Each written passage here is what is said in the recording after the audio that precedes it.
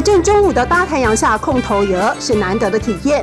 桃园观音乡的阿公阿嬷不怕太阳晒，烤得不亦乐乎。我现在70多岁啊。你现在70多岁了？对呀。几岁？以前是10几岁、13岁、12岁的时候开始就在玩这个东西啊。负责指导控油的吴文生参加过823炮战，对地瓜的回忆甜中带苦。我的时代嘛，阮较无钱，我拢食炒番薯签嘛，人睡的地方，下底下那个大通铺下面，对啊，全部放地瓜，全部放地瓜，放满满的。回想贫困年代，控油是何等快乐的享受。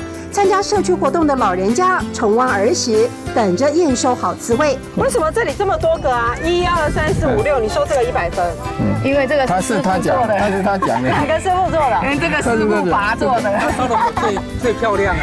炊烟袅袅，烧柴香混合着泥土芬芳，开窑时刻像尾牙抽奖般趣味十足。到了，我到了，这是什么？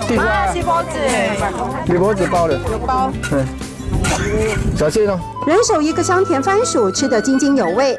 烈日当空下，欢喜品尝。天喜董宴的，天喜董宴，好热，天气好热。甜食暗面，甜食暗面。